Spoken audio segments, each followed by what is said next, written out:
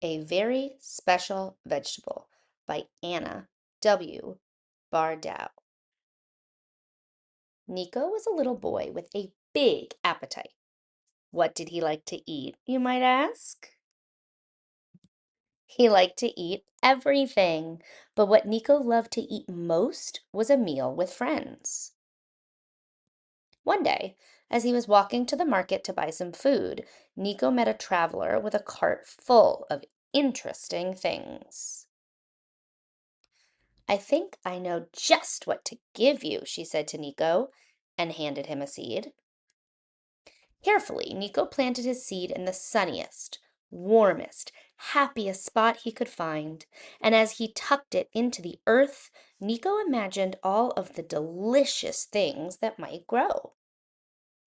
Carrots with a chompy crunch, tomatoes full of dribbly juice, bright and colorful sweet potatoes in orange, white, garnet, and purple, scalloped patty pan squash that look like UFOs, green beans that go crisp, snap, long fingers of okra, and the satisfying pop their seeds make between his teeth.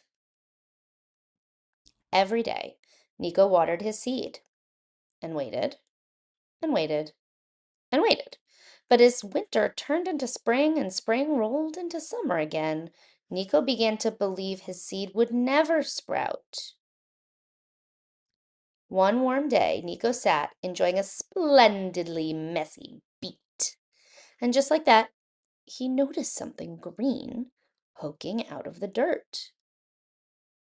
The next day, it had grown a lot.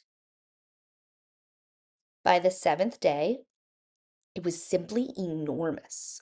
The bigger the plant got, the more people came to see it and to guess what might be growing underneath those colossal green leaves.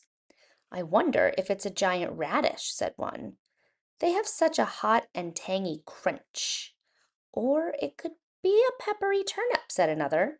They both grow underground. I wish it were a tomatillo plant. The fruits dangle in such lovely green husks, like tiny paper lanterns.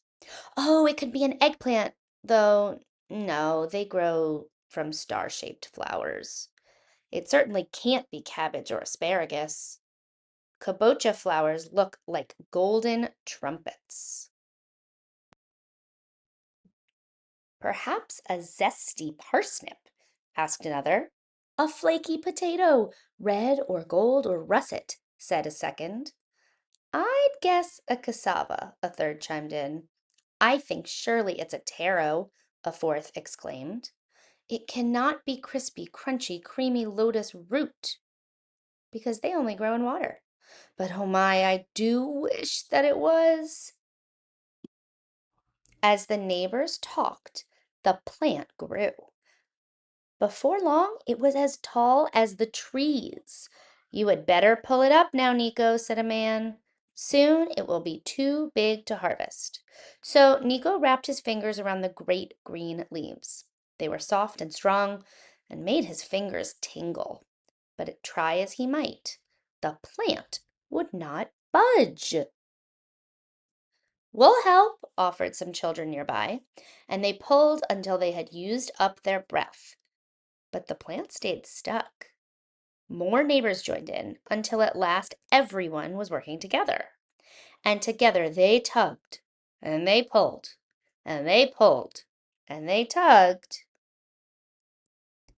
And finally, with the satisfying up, up came the most unusual vegetable the town had ever seen. Why, that is a very special vegetable, said someone in the crowd. And it was a very special vegetable indeed.